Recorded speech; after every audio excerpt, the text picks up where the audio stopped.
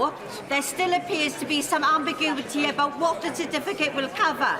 In her letter, the Minister says the changes to the drug tariff are being finalised to add eligible items, but no indication as to whether this will cover all HRT products. So for the benefit of women across the country, and as a matter of urgency, could the Minister please provide a comprehensive list of which products? Well, can I thank the Honourable Lady for her work in this space? I did respond to her letter last week as quickly as possible, and I'm glad she's received the response. I just want to confirm that from April, the HRT prepayment certificate will be available to women, £18.70 for a whole year, saving women hundreds of pounds on HRT prescriptions every year. Thank you, Mr. Speaker. I am pleased that the government is reinstating protection against third-party harassment in the workplace. But employers are frequently confused when they're confronted with conflicting views on sex and gender. Can my right honourable friend confirm that the Equality and Human Rights Commission will be publishing detailed guidance to explain how employers should be treating protected beliefs on sex-based rights? Secretary. I thank my honourable friend for that question. The government will be supporting the Equality and Human Rights Commission in developing a statutory code on workplace harassment. We'll be working closely on this. And the government is also preparing its own practical guidance for employers on preventing sexual harassment in the workplace, which should address the very issues which she's just raised. Mr. Speaker, Citizens Advice report published in the last 2 weeks shows that 600,000 households were moved to prepayment meters. There are bound to be many people who are vulnerable and disabled who have been moved onto those prepayment meters in that time. Could you say what she's been doing to ensure that practice ceases and to protect those people in the future? Well, I thank the honourable gentleman for raising that issue, and I believe it's going to be discussed further between the Department for Bays and also with the support that we give at DWP. I'm very proud to be bringing forward the next stage of the Household Support Fund and the cost of living payments. And I would say to anybody who is concerned about making payments, contact their energy supplier, use the benefits calculator on .gov.uk, and also make sure they look at the support for the cost of living household support fund through their local authority. Little Richards. Group are reported to be committing, by the UN and others, atrocities atrocities including rape against women and girls in Ukraine on behalf of their Russian paymasters. So will the Secretary of State raise this with Cabinet colleagues and urge the government to prescribe the group as a terrorist organisation?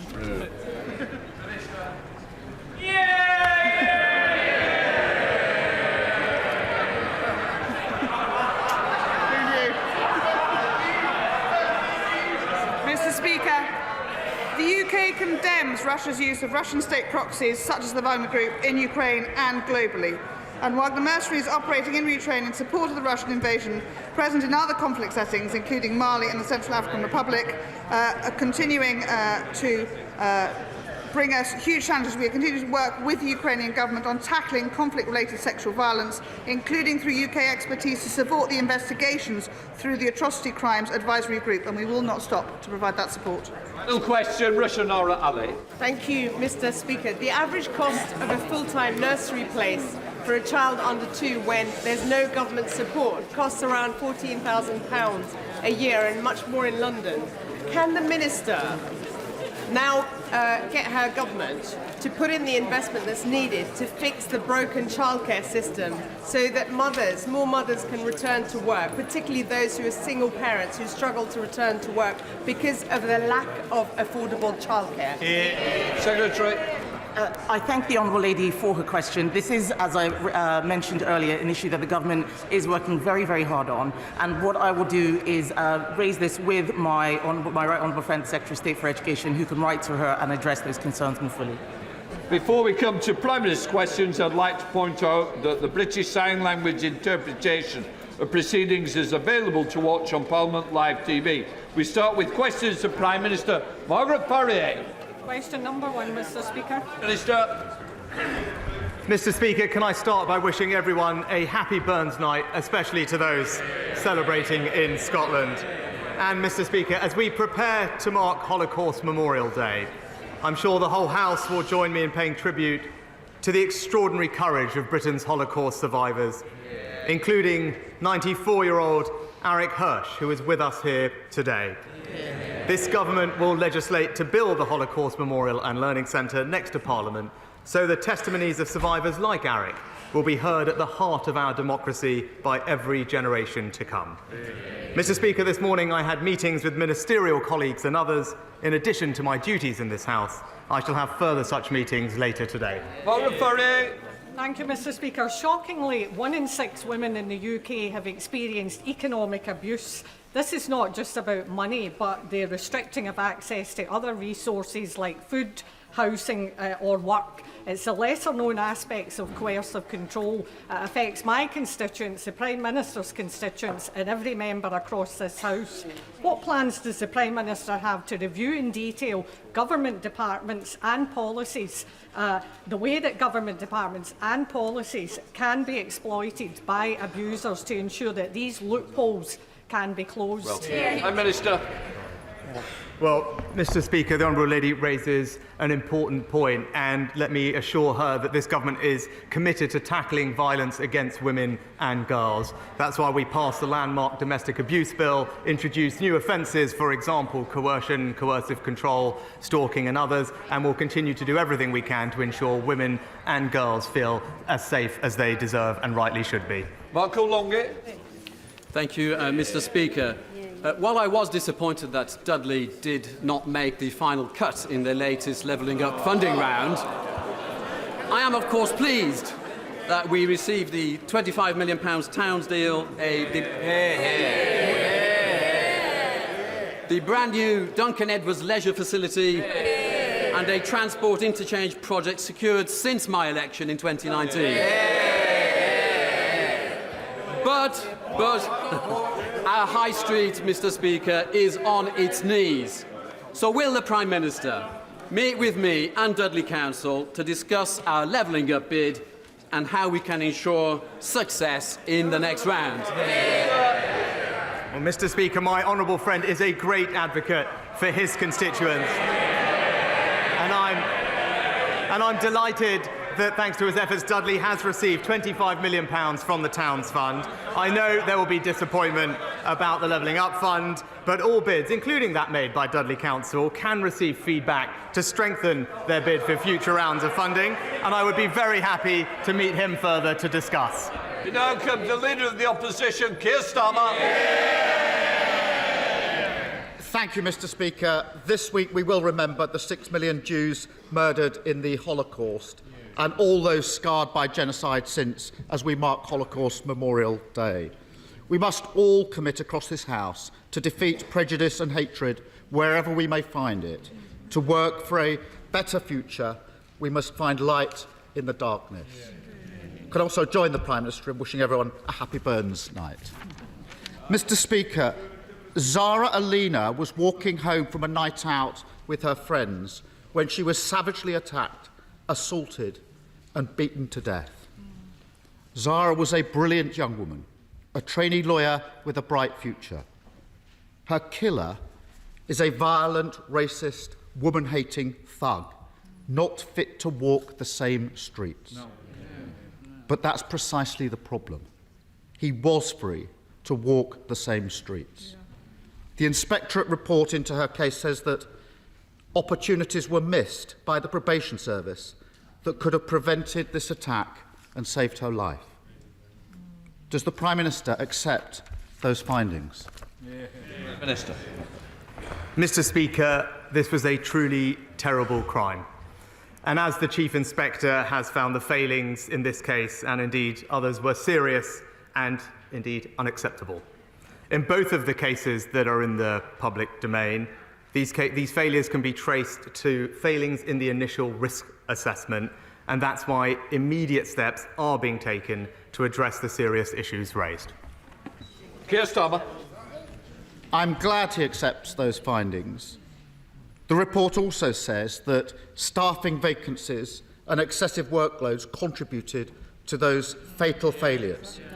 And it makes absolutely clear this was not a one-off. As the report says, these are systemic issues in the probation service. They're clearly ministerial responsibilities.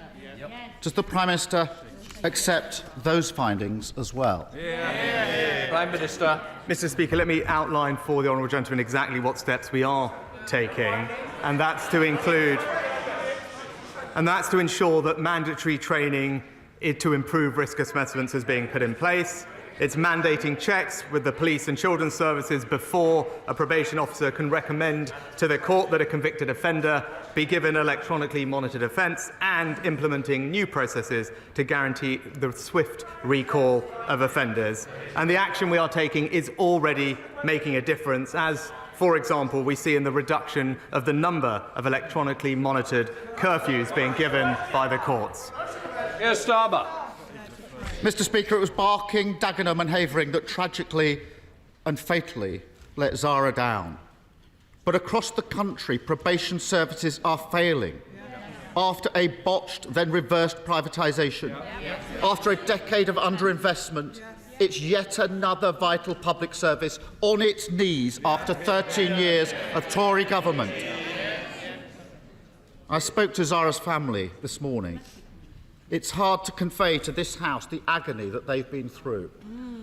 They say that the government has blood on their hands over these failings. He's accepted the findings of the report. Does he also accept what Zara's family say?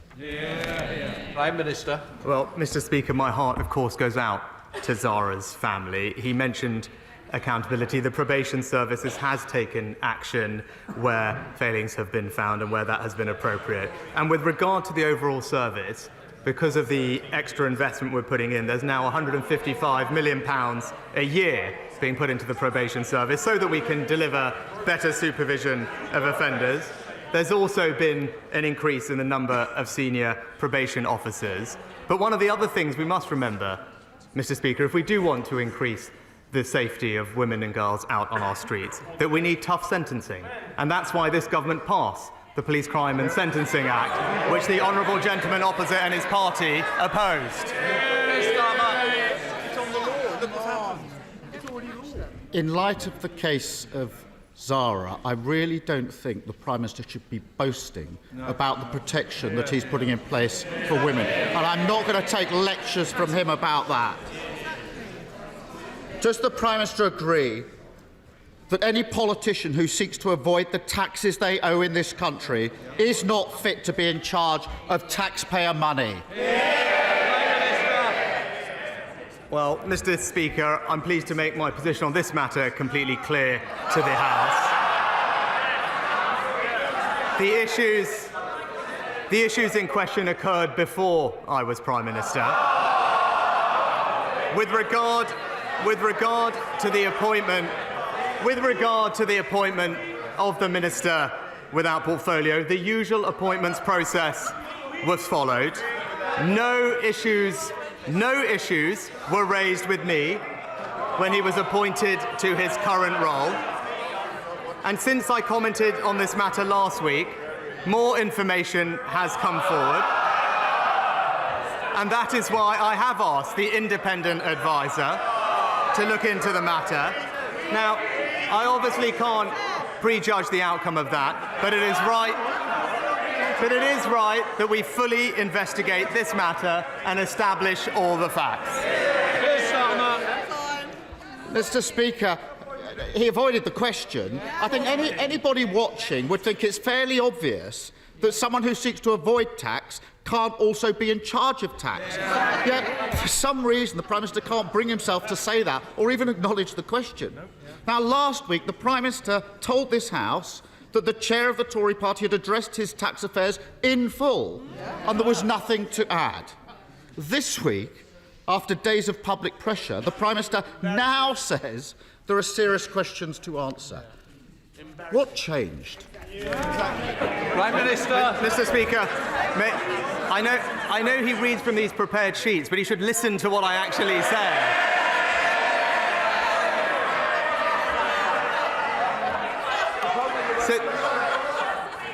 Since I commented on this matter last week, more information, including a statement by the Minister without portfolio has entered the public domain, which is why it's right that we do establish the facts. And Mr. Speaker, let me take a step back. Let me take a step back. Now, of course, the politically expedient thing to do would be for me to have said that this matter must have been resolved by Wednesday at noon. But I believe in proper due process. That's why I appointed an independent advisor, and that's why the independent advisor is doing his job. But the opposition can't have it both ways. The shadow leader, also his party chair, both urged me and the government to appoint an independent advisor. And now he objects to that independent advisor doing their job. It's simple political opportunism, and everyone can see through it. We all know why the Prime Minister was reluctant to ask his party chair questions about family finances and tax avoidance. But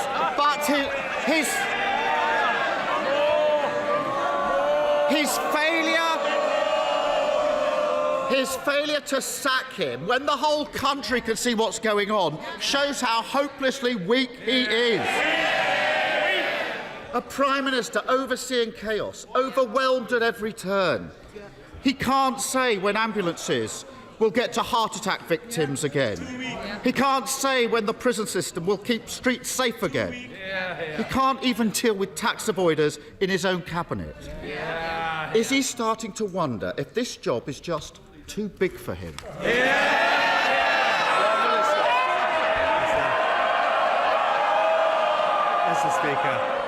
Mr. Speaker, the difference between him and me is that I stand by my values and my principles even when it is difficult. When I disagreed fundamentally with the previous Prime Minister, I resigned from the government. But for four long years, he sat next to the member for Islington North. When anti-Semitism ran rife, when his predecessor sided with our opponents. That's what's weak, Mr. Speaker. He has no principles and just petty politics.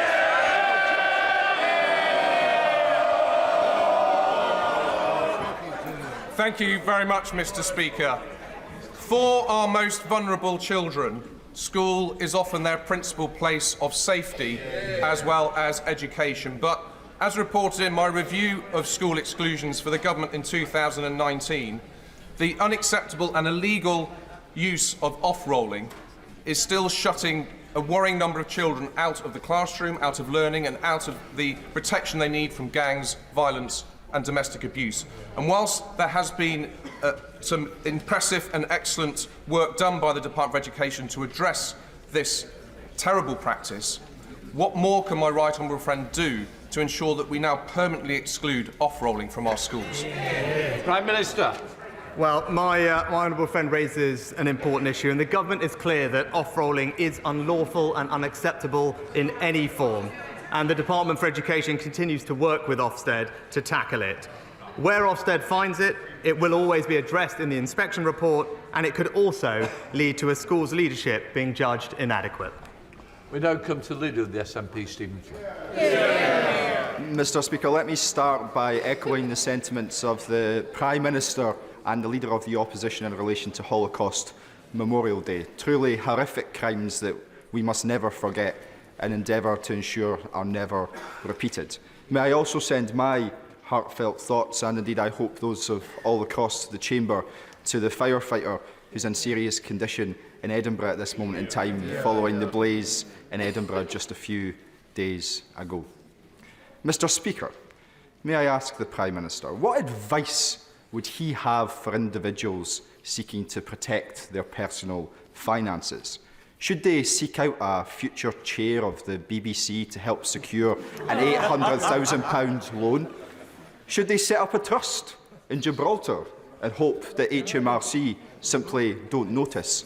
Or should they do as others have done and simply apply for non-dom status? Prime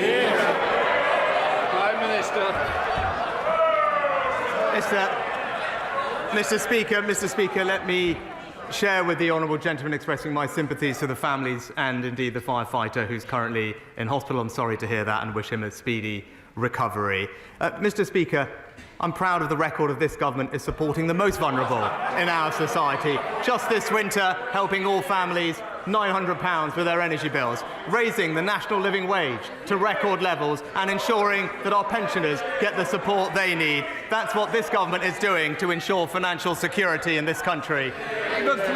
I'm not sure what question the Prime Minister thought I asked, but that certainly was not it, Mr. Speaker. But let's be clear about this. This is now a matter of the Prime Minister's own integrity and accountability. After all, when there was questions about the Home Secretary, the Secretary, and concerns about her role in relation to national security, he chose to back her. Now the chair of the Tory party, he's choosing to back him despite a £5 million penalty from HMRC. And of course, he's seeking to protect the former Prime Minister despite his cosy financial relationship with the chair of the BBC. Is it little wonder that people in Scotland may well just consider the Tory party to be a parcel of rogues? Mr. Speaker, what I'm standing up for is proper due process. That's why we have an independent advisor. It's right that the independent advisor conducts his investigation. That's how we will ensure accountability, and that's what I will deliver. Rob Roberts. Thank you, Mr. Speaker. Wales has almost 40 times more people than England waiting more than 2 years for NHS treatment, despite having less than 5% of the population. Sad case of devolve and forget, unfortunately, which does a disservice to my constituents in Delyn. Could the Prime Minister confirm that the UK Government remains concerned about the healthcare of the people in Wales? And given that the North Wales Health Board has had it for 8 years, could he come up with a way of putting the Welsh Labour Government into special measures? Prime Minister. Well, Mr. Speaker, as the honourable gentleman highlights, the NHS right across our union is facing pressure because of some of the challenges of flu and COVID in particular, causing high bed occupancy this winter. We are focused on delivering on the people's priorities and bringing down the backlog. We've currently already eliminated waits of over 2 years, and as the honourable gentleman says, there's more to go. That's why our investment this week into mental health treatment will ensure that we can ease the pressure further in A&E, and I continue to delivering that across the country. Sir Geoffrey Donaldson. Thank you, Mr. Speaker. Can I echo the comments of the Prime Minister in relation to Holocaust Memorial Day? And as we think of the situation in Ukraine, we also extend our best wishes to President Zelensky on his birthday today. Freedom of religion or belief is important in this country. Isabel von Spruce was praying silently outside an abortion clinic in Birmingham when she was arrested and questioned by the police, not about her written or spoken words, but about her thoughts. We value freedom of religion or belief in this country. Will the Prime Minister commit to examine the laws of the United Kingdom to ensure that this country remains a beacon for freedom of religion or belief across the world? Prime Minister. Well, Mr. Speaker, of course,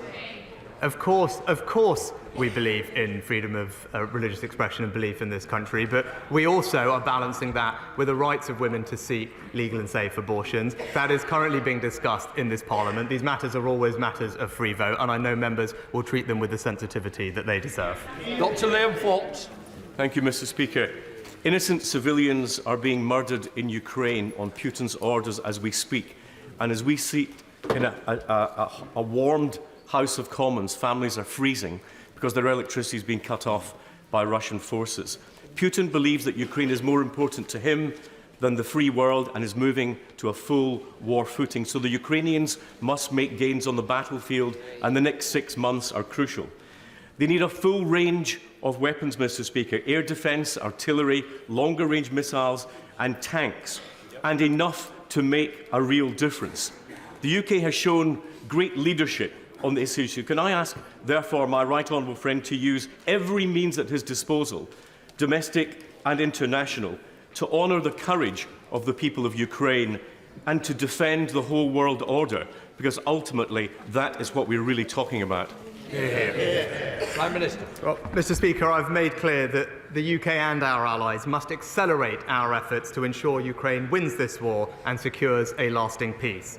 Last year, the United Kingdom provided £2.3 billion in military aid to Ukraine, the largest package of support of any European nation, and we will at least match that again this year.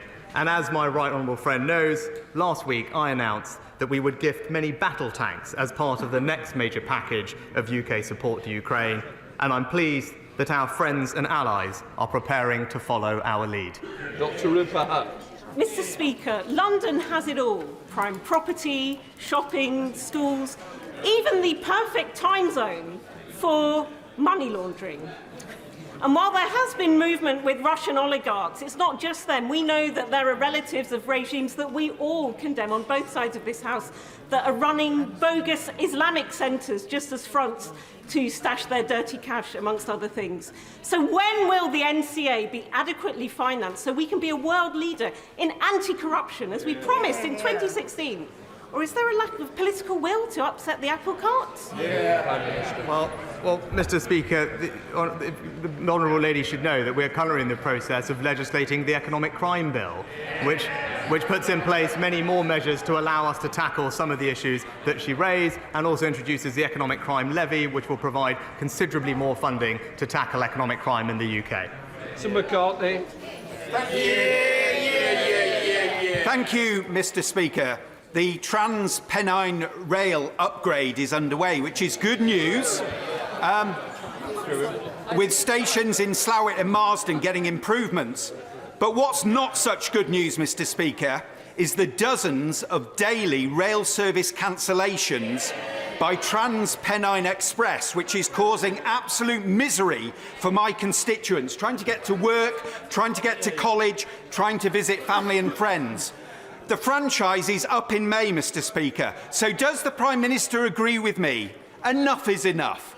If Trans-Pennine Express don't get to grips with this, we need to strip them of the franchise and get somebody in who will deliver the reliable rail services for my constituents. Well, Mr. Speaker, we have been clear that the current service is simply not acceptable. Rail North Partnership is working with a company on a service improvement plan, and my honourable friend, the Rail Minister, is having weekly meetings with them. As the honourable gentleman points out, Trans-Pennine Express contract does expire in May, and whilst there are currently discussions about that new contract, if ministers conclude that the operator cannot be turned around, then other decisions may be made. Olivia Blake. Mr. Speaker, from Rwanda to deaths in the Channel and the latest scandal of missing children, refugees and campaigners have today gathered outside Parliament to highlight the impact of the hostile environment on people in the migration and asylum system. Rather than cruel gimmicks like Rwanda, isn't the best way of deterring Channel crossings, saving lives and breaking the business model of criminal gangs to introduce safe and legal routes to claim asylum?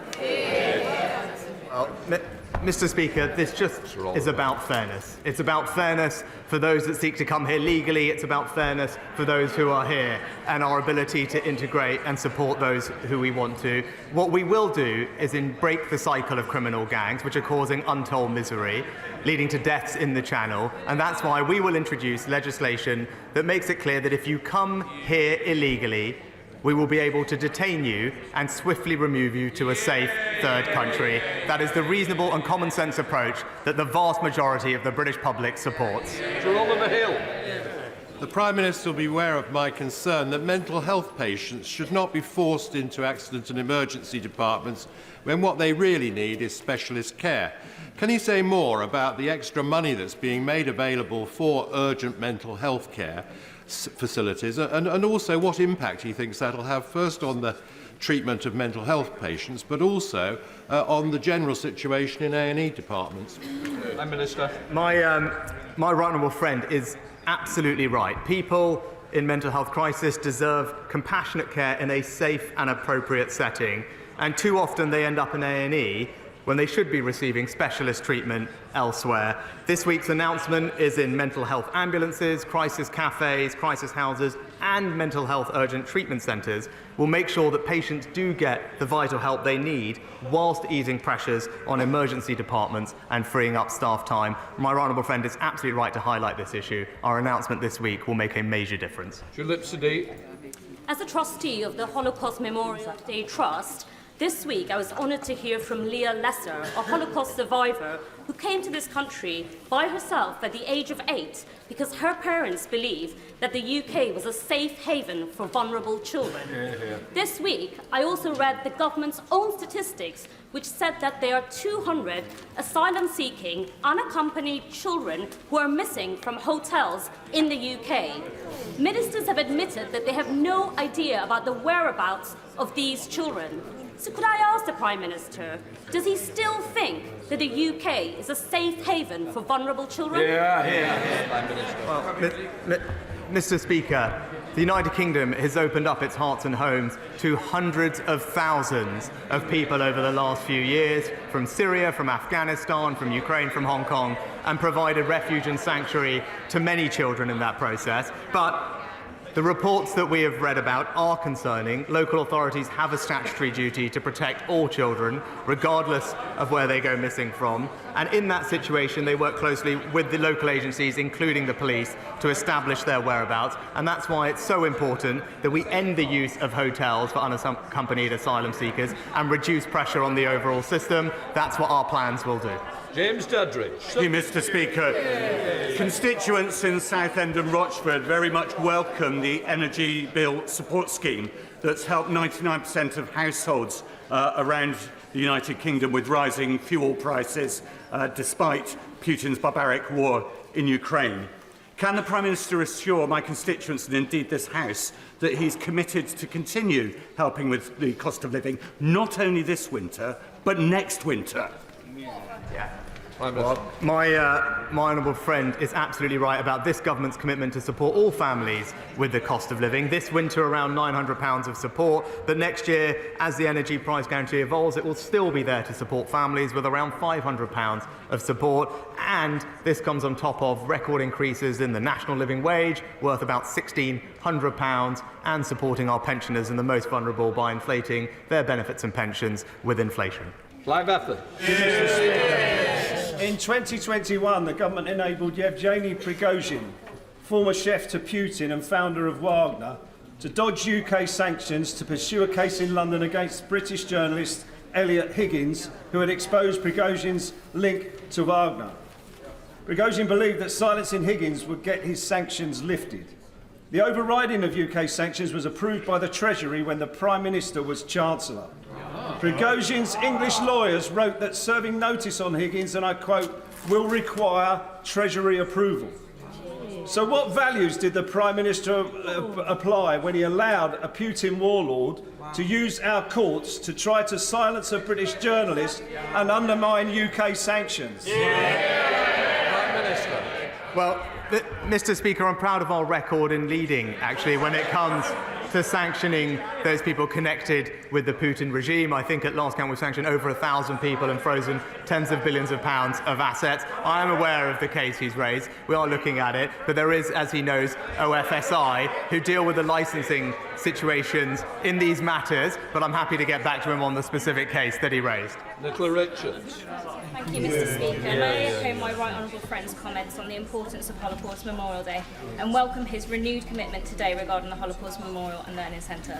Will the Prime Minister join me in encouraging members from across the House to sign the Holocaust Educational Trust Book of Commitment, which will be in Parliament today and tomorrow, pledging to remember the Holocaust, fight anti-Semitism and to support the important work of the Holocaust Educational Trust? Prime Minister. I thank my honourable friend, and as I said earlier, we will legislate to help build the Holocaust Memorial and Learning Centre next to Parliament to serve as a powerful reminder of the Holocaust, its victims, and where prejudice can lead if unchallenged.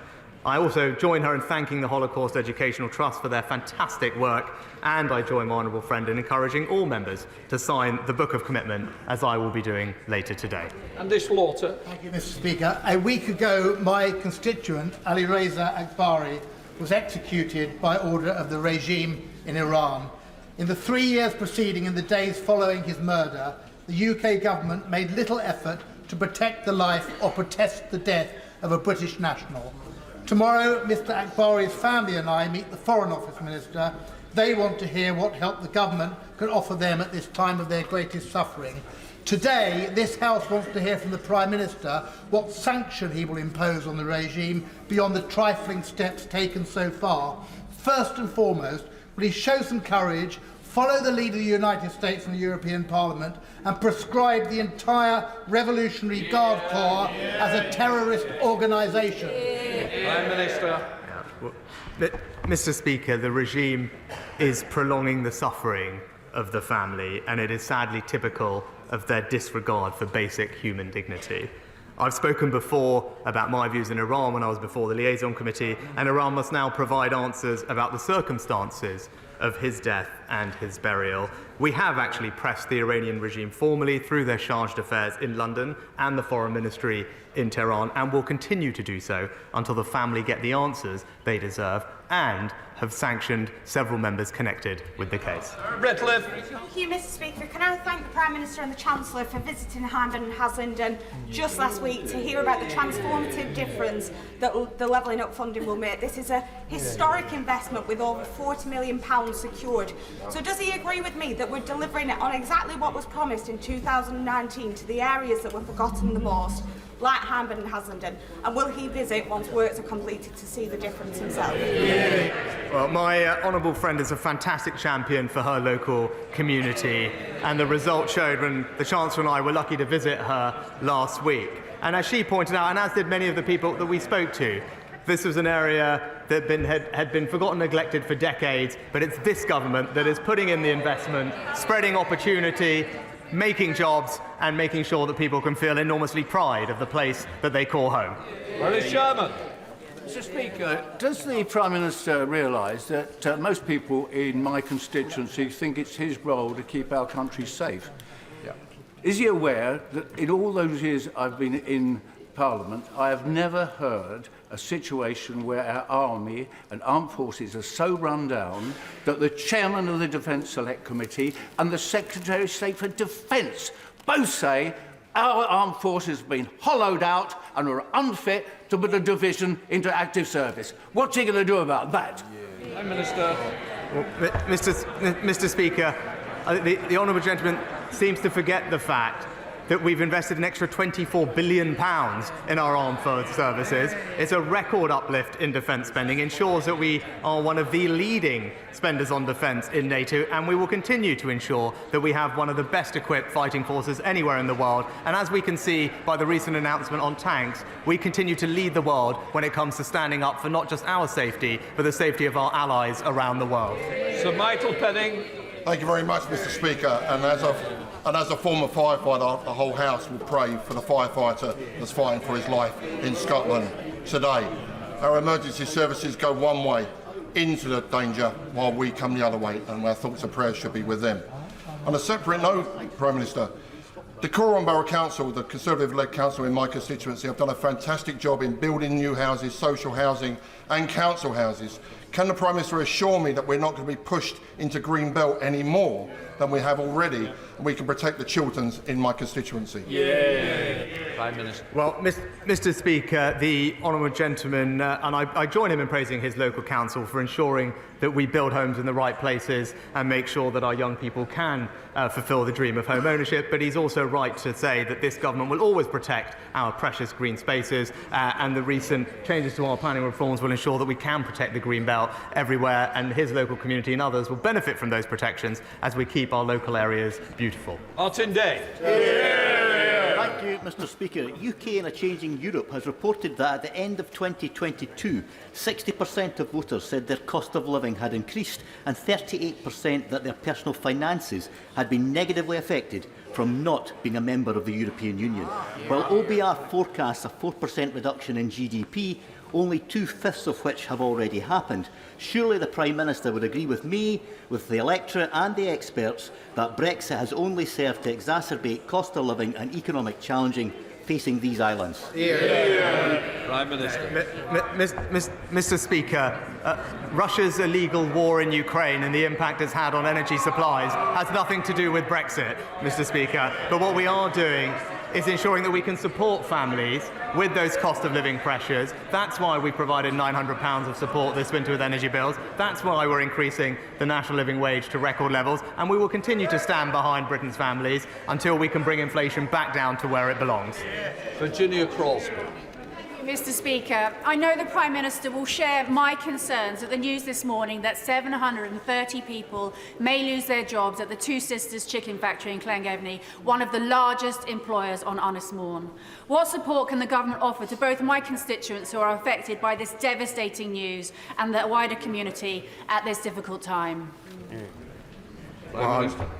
Mr. Speaker, I'm very sorry to hear about the job losses that the Honourable Lady raises. My thoughts are with those affected and their families. I know how distressing that will be for them. I'm pleased to say that DWP has procedures in place to support communities when situations like this arise, and we will work very closely with her to do what we are doing everywhere across the country, and that's provide good, well-paid jobs for everyone, because that is the best way to build a happy and secure life. Caroline Paris. Thank you, Mr. Speaker.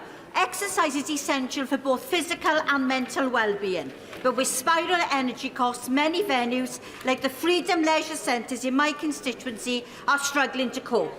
While some sectors will receive extra support, the support and leisure industry will not.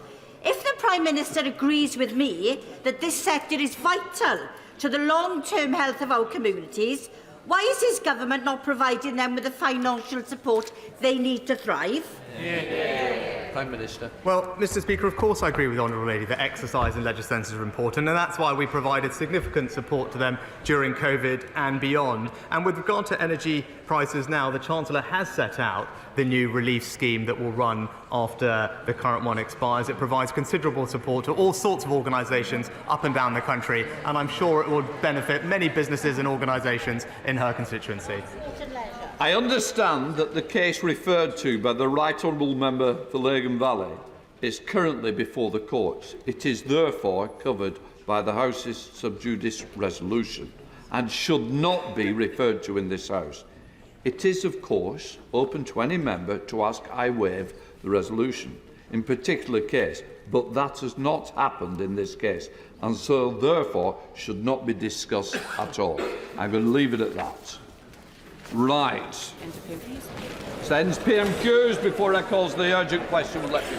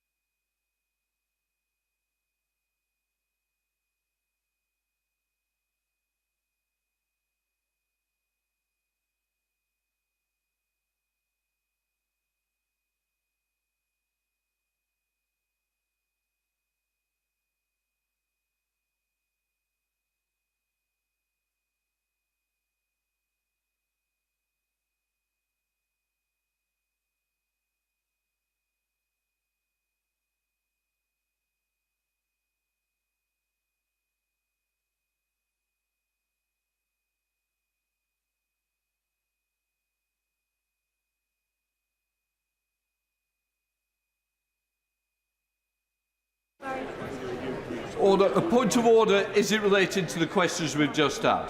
Olivia Blake. Thank you, Mr. Speaker.